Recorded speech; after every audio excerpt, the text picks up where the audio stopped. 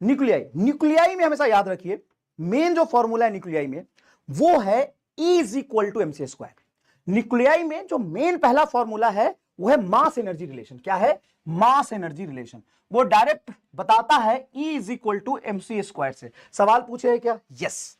कब पूछे है? 2020 में डायरेक्टली आपके सामने है और आ सकते हैं ऐसे सवाल। E बराबर एमसी स्क्वायर। देखिए energy equivalent to 0.5 gram of substance is, 0.5 gram कोई मास है उसमें एनर्जी कितना होगा? E बराबर m c square.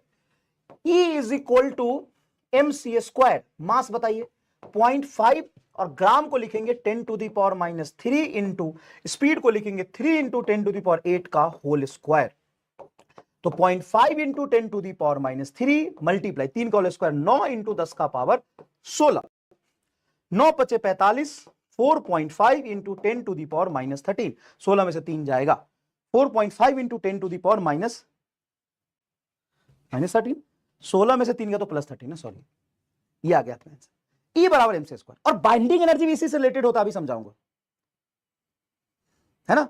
Absorption occur from ground state only, ये इतना याद रखिएगा, absorption occurs from ground state only. Yes, ये आपको याद रखना है, सिर्फ ग्राउंड स्टेट से होगा। अब देखना दूसरा बाइंडिंग एनर्जी से सवाल आते हैं, उससे पहले ये याद रखिएगा रेडियस अगर पूछे तो R बराबर R0 A का पावर 1/3। जहां पे R0 क्या है? R0 क्या है? Radius of nucleus. Radius of nucleus कितना होता है? तो रेडियस ऑफ न्यूक्लियस पहले के एनसीईआरटी में 10 का पावर -15 था, लेकिन अब के एनसीईआरटी में 10 का पावर -14 दे दिया है। क्या बात कर रहे हो सर? हाँ सर, इससे कोई ज्यादा फर्क नहीं पड़ता है। तो आर देखो क्या है, आर बराबर R0 A का पावर 1/3। तो आर प्रोपोर्शनल टू A का पावर 1/3 लिख सकता हूं। हाँ, आर और ए में ग्राफ कैसा बनेगा?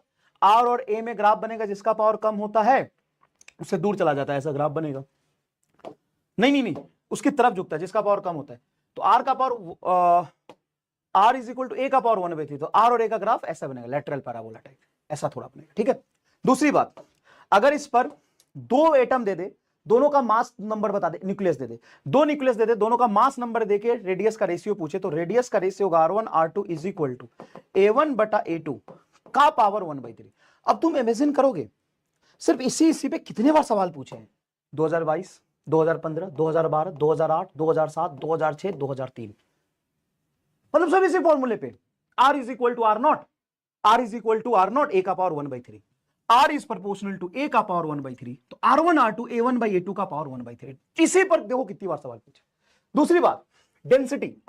डेंसिटी जो न्यूक्लियस का होता है वो उसके मास नंबर पे डिपेंड नहीं करता। डेंसिटी का ग्राफ बनाओगे मास नंबर के साथ तो कांस्टेंट रहता है। अरे हाँ, ये बात भी इंपॉर्टेंट है। अब सवाल देखो क्या कह रहा है, nucleus of mass number 189 split into 2 nuclei of mass number 125 and 64, then ratio of radius of the daughter nuclei. तो डॉटर न्यूक्लियाई के रेडियस हो जाएगा R1 R2, एक है 125, दूसरा है 64 का पावर 1/3।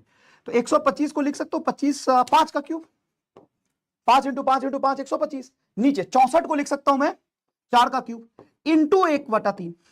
तो क्यूब देखो 1/3 कैंसिल हो जाएगा, तो 5/4 आएगा। 5:4 है क्या? 5:4 ये आंसर है। अच्छा, एक सवाल ऐसा पूछा था कि मास नंबर दे दिया और डेंसिटी का रेशियो पूछा, तो डेंसिटी का रेशियो क्या हो जाएगा? 1:1 चाचा, 1:1। अरे चाचा 1:1 चाचा, 1:1। आहा चाचा 1:1 चाचा, 1:1। बोलो डेंसिटी का रेशियो क्या हो जाएगा? 1:1।